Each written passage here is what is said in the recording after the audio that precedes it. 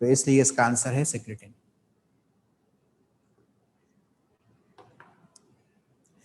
अगर physical class होती तो जाहिर सी बात है कि वो डिस्कशन डिफरेंट होती, क्योंकि उसमें आप हम मिल के बैठ के जिस तरह से एक डिस्कशन होती उस तरह से होती, लेकिन क्योंकि ऑनलाइन क्लास है तो फिर आपको सिर्फ समझाया जा सकता है कि ये आंसर क्यों है। क्वेश्चन नंबर 2 है क्लोरोसिस। आप जानते हैं लैक ऑफ क्लोरोफिल को कहते हैं, ठीक है। Chlorosis is produce in leaves due to the deficiency of iron, magnesium, manganese, nitrogen और सल्फर। अच्छा, अब इसमें देखें आयरन का जिक्र है, हालांकि आयरन आपके एसटीबी में नहीं है, आपके एसटीबी में मैग्नीशियम है, मैग्नीज नहीं है, नाइट्रोजन है, सल्फर है, फास्फोरस है, सही है ना। तो इसमें दो चीज़ें एडिशनल हैं, एक मैग्नीज और एक आयरन। तो जाहिर सी बात है कि ये बाकी सिलेबस भी कवर हो रहा है। मैं हमेशा ये बात कहा करता हूँ कि हम अपने स्टूडेंट्स को मुख्तलिफ प्लेटफॉर्म से आपके हम प्रिपरेशन को चेक एंड बैलेंस करते हैं घर पे, बुक जो आपको प्रोवाइड की जाती है, ठीक है। तीसरे नंबर पे पास्ट पेपर, चौथे नंबर पे ये टेस्ट पेपर्स हैं जो यहाँ हम बनाते हैं और आपको देते हैं, सही। और पांचवें नंबर पे आपकी बुक है। 5 प्लेटफॉर्म हैं आपकी प्रिपरेशन के। तो टेस्ट में भी आपको बहुत सी ऐसी चीज़ें मिलती हैं जो कि बाकी 4 चीज़ों में नहीं होती, ठीक है। तो हर लिहाज से हम आपको कोशिश करते हैं कि आपकी तैयारी को बेहतर से बेहतर करें।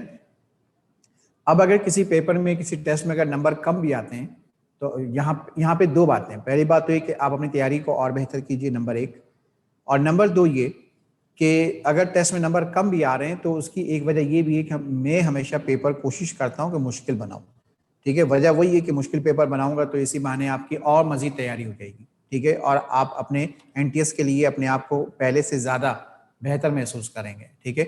अब देखिए इस क्वेश्चन में 2 चीज़ें आपको सीखने को मिली कि हमारे कोर्स में जो मिनरल्स हैं उसके अलावा मैग्नीज और आयरन भी होता है, ठीक है ना। अब ये अगर ये 2 ऑप्शन नहीं डाले जाते तो आप समझते हैं सिर्फ 4 ही होते हैं, क्योंकि आपके एसटीपी में 4 लिखे हुए हैं, ठीक है। ये है पर्पस कि बहुत सी चीज़ें आपको टेस्ट के जरिए भी सिखाई जाती हैं, ठीक है। आगे लिखा हुआ of these essential elements those that are exclusive constituents of the chlorophyll molecules are.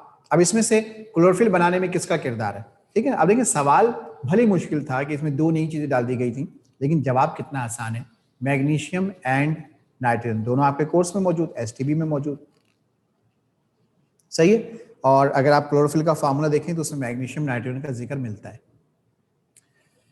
उसके बाद है the common bile duct in human is formed by the joining of. ये मैंने बाकायदा डायग्राम बना के मैंने समझाया था कि right and left hepatic duct होता है और गॉल ब्लैडर से निकलती है सिस्टिक डक्ट, यही इसका आंसर है।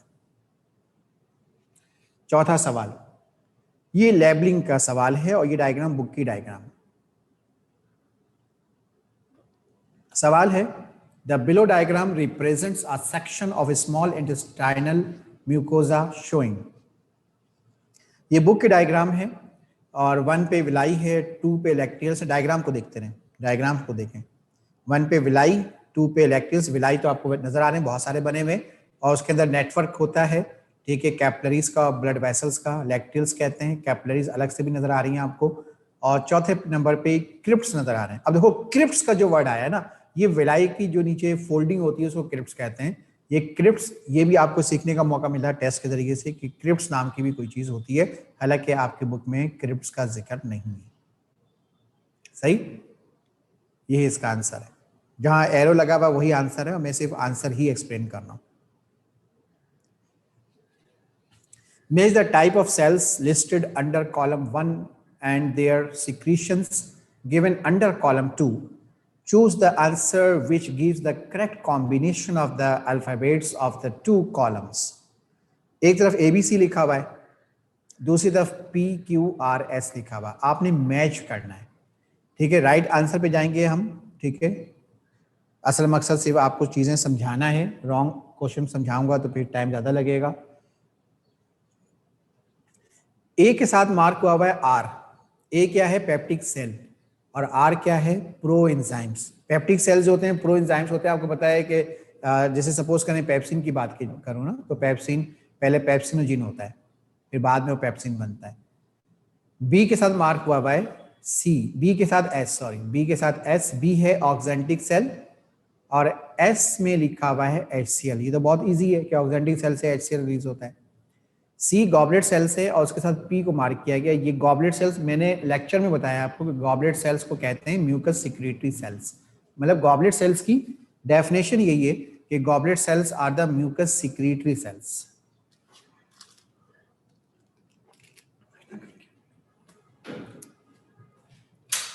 अगला देखें, नोट द फॉलोइंग।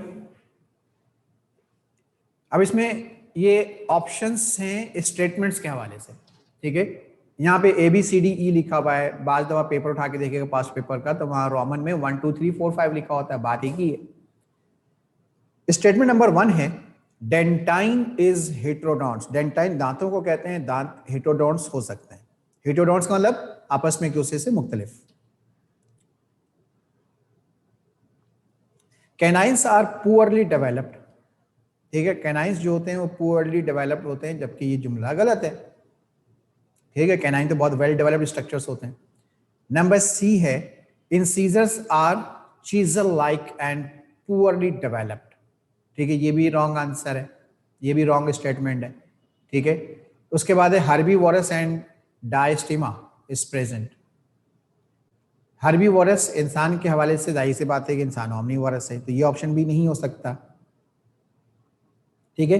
लेकिन जो दांतों का स्ट्रक्चर है, इसमें गौर से सुन लीजिए पहले कि जो दांतों का स्ट्रक्चर है, क्योंकि हम हर्बीवोरस भी हैं और कार्निवोरस भी हैं, तो इसलिए हम मजमूई तौर पे ओमनीवोरस कहलाते हैं। तो हमारे दांतों के अंदर वो फीचर्स भी है कि हम सब्जियां भी खा सकते हैं, हमारे दांतों के अंदर वो फीचर्स भी है कि हम गोश्त को भी चबा सकते हैं, ठीक है। फिर उसके बाद E है dental formula. Incisor, canine, premolar और मोलर, इन सब का आपको फार्मूला दिया हुआ है, ठीक है। आगे सवाल पूछा जाता है कि which of the above are true for ओरैक्टोलैगस।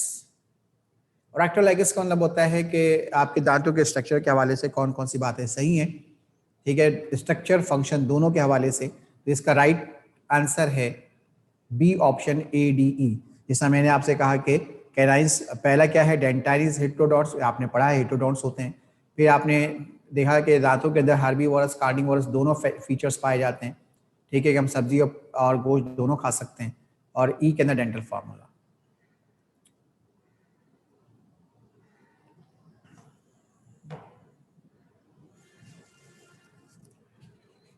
ठीक है। और ये डेंटल फार्मूला जो है ये प्राइमरी टीथ का है। ओरैक्टोलैगस का मतलब होता है कि स्ट्रक्चरल और फंक्शनल रिजेम्बलेंस, ठीक है। ये प्राइमरी टीथ का फार्मूला है बेटा, आपके कोर्स में जो है परमानेंट टीथ का फार्मूला है, ये फर्क है, ठीक है।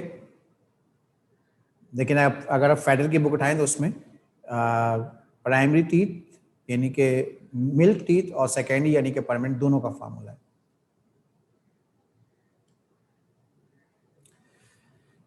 The centre of hunger, the centre of hunger centre which regulates the amount of food we eat or our appetite is located in, ठीक है। ये मैंने आपको सेकंड या चैप्टर 3 में भी पढ़ाया था कि हमारा जो हंगर सेंटर है वो हाइपोथैलेमस में होता है, ठीक है। याद कीजिए, हाइपोथैलेमस में मैंने आपसे कहा था कि 2 ग्लैंड्स होते हैं और 3 सेंटर्स होते हैं, उसमें एक हंगर सेंटर भी है। Small intestine is distinguishable into 3 parts. A U shaped, U shaped क्या होता है, ड्यूरिनम। उसके बाद है a long coiled middle portion, long coiled, coiled होता है जेजुनम, एंड हाईली क्वाइल्ड होता है इलियम। इलियम की क्वाइलिंग ज्यादा होती है और जेजुनम की क्वाइलिंग कम होती है, और ड्यूरिनम की शेप होती है U like, alphabet U. C is the right answer. अगर ये सारी बातें नहीं पता है तो उसको याद भी कर लें, ठीक है ना। बहुत सारे क्वेश्चंस एमसीक्यूज में ऐसे बनाए जाते हैं कि अगर आपको याद है तो अच्छी बात है, नहीं है तो उसको याद भी क्या करें, उस स्टेटमेंट्स को याद भी क्या करें। जैसे यहाँ पे आपके लिए याद करने का एक टॉपिक ये है कि ड्यूडिनम की शेप होती है यू, जेजुनम हाईली क्वाइल्ड नहीं होता, लेकिन इलियम जो होता है वो हाईली क्वाइल्ड होता है।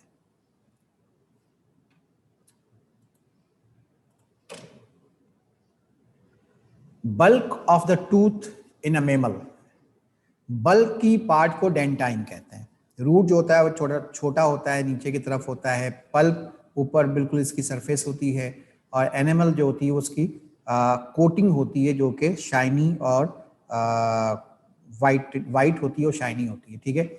और डेंटाइन जो होता है बेसिकली उसका बल्की पार्ट होता है।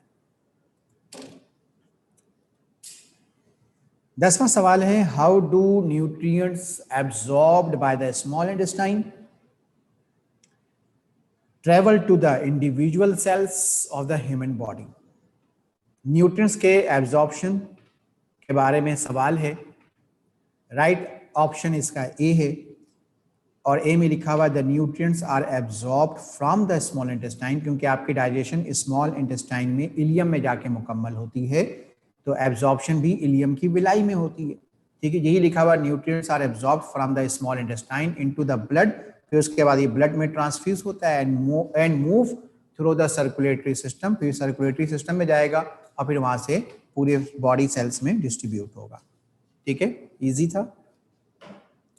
11वां सवाल, peptic ulcers may be caused by all of the following except, ठीक है। पेप्टिक अल्सर के बारे में सारे स्टेटमेंट सही लिखे हुए, आपने रॉन्ग स्टेटमेंट को सिलेक्ट करना है, और वो रॉन्ग स्टेटमेंट है emotional stress and eating spicy food. अगर स्पाइसी फूड खाने से पेप्टिक अल्सर होता तो सभी को होता, ठीक है। स्पाइसी फूड लेने से अल्सर हो सकता है, लेकिन सबको नहीं होता, क्योंकि हर एक को स्पाइसी फूड लेने से अल्सर नहीं होता। तो इसलिए जाहिर सी बात है कि हम जनरल वे में एमसीक्यू बना रहे हैं, तो इसलिए हम इसको नहीं लेंगे। और स्ट्रेस से भी अल्सर का ताल्लुक जो है सेकेंडरी होता है, प्राइमरी नहीं होता। इसके अलावा बाकी जितने भी ऑप्शंस हैं वो डायरेक्टली रिलेटेड हैं, और इसके अंदर जो पॉइंट्स हैं वो इनडायरेक्टली पेप्टिक अल्सर कॉज तो कर सकता है, लेकिन डायरेक्ट फैक्टर नहीं। Ptyalin can't work in stomach because it is, ठीक है। टाइलिन आपको पता है सलाइवरी माइलेज को कहते हैं। तो जब HCl सीक्रेट होता है तो सलाइवरी सिक्रेशन बंद हो जाती है, क्योंकि HCl उस वक्त सीक्रेट होता है जब आपकी गिजा ओरल कैविटी से स्टमक में आ जाती है, ठीक है। तो जब स्टमक में गिजा आ गई है तो जाहिर सी बात है टाइलिन का रोल खत्म हो गया, क्योंकि टाइलिन का रोल ओरल कैविटी में होता है।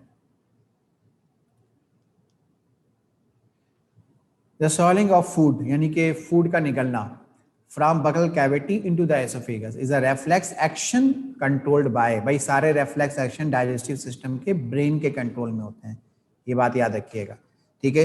आप कहेंगे सर मेडुला ऑब्लोंगेटा क्यों नहीं हो सकता, ठीक है। हार्मोन क्यों नहीं हो सकता, पेरिफेरल नर्व्स क्यों नहीं हो सकते, भाई नर्व का ताल्लुक भी ब्रेन से, हार्मोन की सिक्रेशन का ताल्लुक भी ब्रेन से, और मेडुला ऑब्लोंगेटा भी ब्रेन का पार्ट है। तो जब ब्रेन ऑलरेडी मेंशन है और बाकी सारी चीजें ब्रेन से ही रिलेटेड है डायरेक्टली या इनडायरेक्टली, तो ब्रेन ही इसका बेस्ट आंसर है, ठीक है। अगर कोई और आंसर आप लगाएंगे तो वो आंसर सही तो हो सकता है, लेकिन बेस्ट नहीं हो सकता, ठीक है। इस तरह के जो क्वेश्चंस होते हैं इसको हम BCQs कहते हैं। BCQs का मतलब होता है best choice question. Best choice question MCQ का एक हिस्सा है, ठीक है। यानी प्रॉपर MCQs वो होते हैं जिसमें सारे ऑप्शन रॉन्ग होते हैं, एक राइट होता है। लेकिन जो BCQs वाले क्वेश्चंस होते हैं उसमें बाकी जो ऑप्शंस होते हैं वो भी 100% या 50% या पार्शियली या टोटली सही होते हैं, लेकिन एक ऑप्शन बेस्ट होता है, हमने बेस्ट को चूज करना होता है। तो यहाँ पे बेस्ट आंसर ब्रेन है। Study of the teeth is termed, कितना इजी सवाल है। ओडोंटोलॉजी हमने पढ़ा भी है इस वर्ड को, ठीक है, अपने लेक्चर में भी इस वर्ड को पढ़ा है, ठीक है। कहते हैं ना प्री ओडोंटल डिजीज, तो ओडोंटो का मतलब होता है टीथ।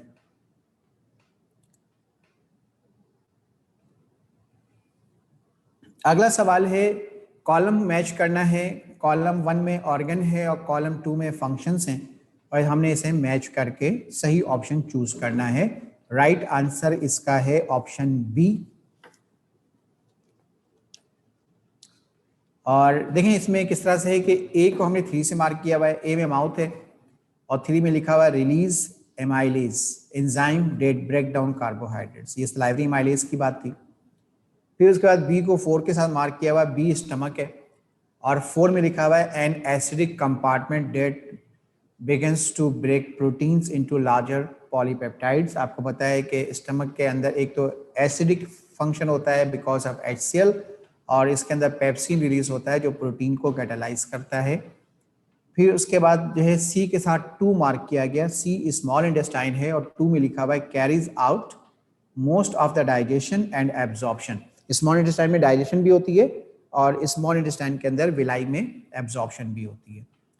फिर उसके बाद डी के साथ हमने 1 मार्क किया हुआ है, तो डी में है लार्ज इंटेस्टाइन और 1 में लिखा हुआ है रिक्लेम्स वाटर एंड सॉल्ट। रिक्लेम्स का मतलब होता है कि जो चीज़ें वापस आ जाएं, यानी कि वापस रीअब्जॉर्ब हो जाए। तो आप जानते हैं कि लार्ज इंटेस्टाइन के कॉलम में वाटर और मिनरल्स रीअब्जॉर्ब हो जाते हैं। अगला सवाल है abdominal pain associated with appendicitis is generally described as. Abdominal pain associated with appendicitis is generally described as। Answer इसका मार्क हुआ हुआ near और around the umbilicus। ठीक है, ये वर्ड मैंने क्लास में समझाया था जब मैं अपेंडिसाइटिस पढ़ा रहा था कि राइट लोअर कंपार्टमेंट यानी आपके एब्डोमेन का राइट साइड नीचे की तरफ, अम्बलाइकस से नीचे की तरफ जो है अपेंडिक्स होता है। ठीक है, यही जुमला यहाँ लिखा हुआ है, and in the right lower quadrant of the abdomen.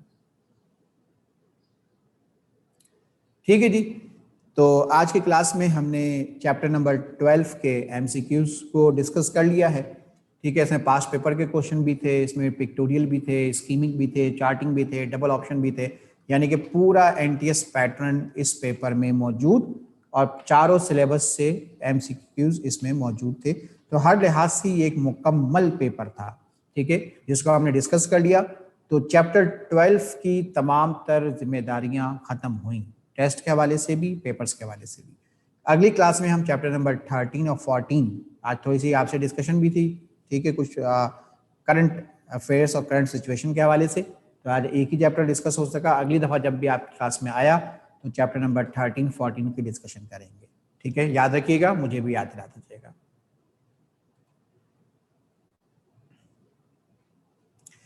एक आध क्वेश्चन जो है मेरे टेस्ट के ग्रांड टेस्ट में भी होंगे।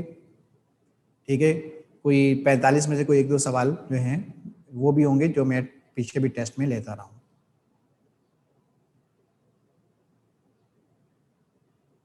रिजल्ट आ गया या आप मुझसे पूछ रहे हैं, बता रहे हैं? फबीहा मुझसे आप पूछ रही हैं, बता रही हैं कि HSC पार्ट 2 का रिजल्ट आ गया।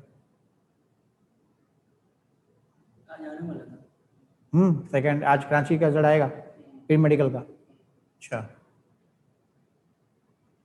11:30 तक बच्चे कह रहे हैं, बच्चे रिप्लाई कर रहे हैं ईशा कि 11:30 तक रिजल्ट आएगा। नहीं, इम्प्रूवर्स का नहीं पता बेटा, इम्प्रूवर्स का नहीं पता कि क्या होगा इसमें।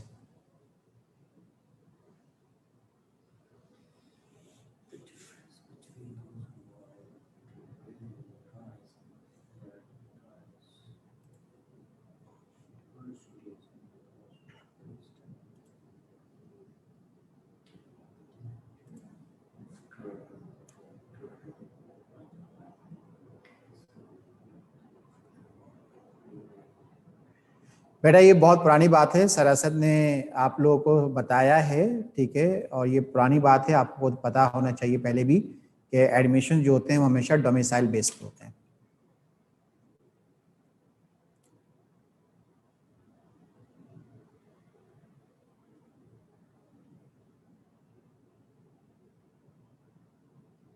सेकेंड डे के तो फॉर्म ही सबमिट नहीं हुए थे बेटा, जहाँ तक मुझे याद है, शायद नहीं, फॉर्म सबमिट हो गए थे। I am sorry, form submit हो गए थे सेकेंड ईयर एग्जाम्स के लिए। कराची बोर्ड का सेकेंड ईयर का फॉर्म सबमिट हो गया था कॉलेजेस में, लेकिन प्रोसीजर नहीं हुआ था, एडमिट कार्ड ही नहीं आए थे, एग्जाम नहीं हुए, एडमिट कार्ड नहीं आया। तो मेरा ख्याल है कि रोल नंबर जो होगा शायद सर फर्स्ट ईयर का होगा, जिससे रिजल्ट चेक करेंगे अपना। अगर सेकेंड ईयर का आज रिजल्ट आता है तो ये रोल नंबर कौन सा डालेंगे चेक करने के लिए? फर्स्ट ईयर के डालेंगे, सेकेंड ईयर में तो एडमिट कार्ड इशू नहीं हुए। या तो आपका एनरोलमेंट नंबर होगा, एनरोलमेंट नंबर कॉमन है, या तो फर्स्ट ईयर वाले ही चलेगा, एनरोलमेंट नंबर चलेगा। आप देख लीजिएगा बेटा। देखिए, जिस वेबसाइट पे भी रिजल्ट आता है, आमतौर पे जो ज्यादा कॉमन है वो है, क्या नाम है उसका, BIEK, वो तो बोर्ड का अपना है, उस पर भी आ जाता है। इसके अलावा एक दो प्राइवेट जो वेबसाइट्स हैं, ठीक है, एजुकेशन के हवाले से, उस पर भी आता है। हमारी वेब पे, बिल्कुल सही, मैं भूल रहा था, हमारी वेब पे, ठीक है, हमारी वेब पे भी आता है। ठीक है, तो उसमें इंस्ट्रक्शंस दी भी होती हैं कि आपको रोल नंबर डालना है, कौन सा डालना है, उसमें इंस्ट्रक्शंस गिवन होंगी। दो ऑप्शन हो सकते हैं, फर्स्ट ईयर का भी हो सकता है कि आपसे कहेंगे फर्स्ट ईयर का रोल नंबर डालें, या फिर इनरोलमेंट नंबर भी हो सकता है, ठीक है, ऑप्शन में, क्योंकि इनरोलमेंट जाहिर सी बात है कॉमन होता है ना, उसमें फर्स्ट सेकंड का ताल्लुक नहीं होता। तो बहरहाल जो भी इंस्ट्रक्शंस होंगी उसको फॉलो कर लीजिएगा। अभी तो मुझे नहीं पता कि किस बेस पे रिजल्ट अनाउंस होगा। कैनाइंस वेल डेवलप्ड होते हैं बेटा।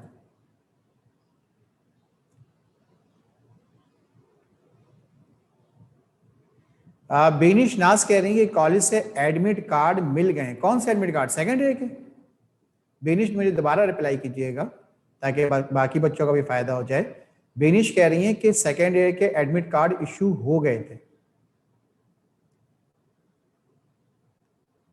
ये कब मिले हैं आप लोगों को? लॉकडाउन के बाद?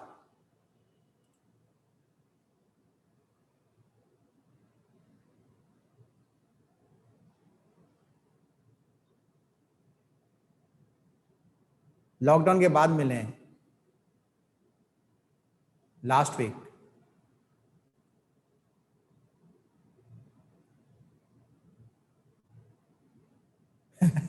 मेहदी नकवी साहब, क्या हो गया है आपको? बच्चा मुझसे सवाल कर रहा है कि दांतों का असल कलर व्हाइट होता है येलो होता है? मैं इसका जवाब नहीं दूंगा। अभी मिले हैं 2 हफ्ते पहले। चलो ठीक है, बच्चे कह रहे हैं कि एडमिट कार्ड इशू हो गए क्योंकि फॉर्म सबमिट हो गए थे आप लोग के सेकंड डे के, तो फिर सारे मामला खराब हुए, कराची का लॉकडाउन और फिर सारे मामला, ठीक है। तो बच्चे, मुझे बहुत सारे बच्चों ने मुझे रिप्लाई कर दिया। अब वो बच्चे सुन लें जिनको अभी तक नहीं पता था इन चीज़ों का, कि एडमिट कार्ड सेकेंड ईयर का कॉलेज से इशू हो गया है और आपका रिजल्ट सेकेंड ईयर के रोल नंबर से ही आएगा।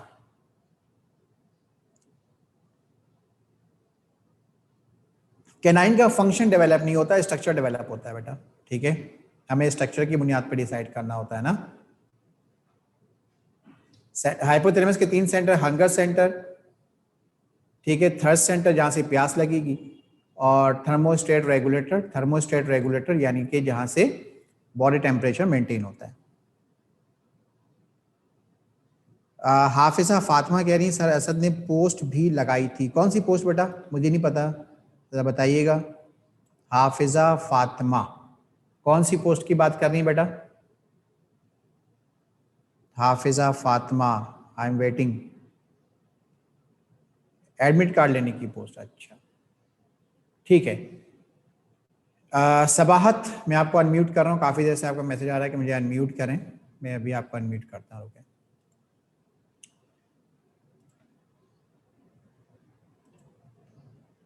सबाहत, आप हैंड रेस कीजिए, मैं आपको अनम्यूट करता हूँ। हैंड रेस करें, सबाहत हैंड रेस कीजिए।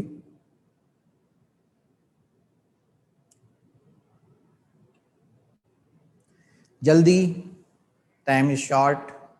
सबाहत हैंड रेस करें ताकि मेरे पास ऑप्शन आ जाए, मैं आपको अनम्यूट करूँ।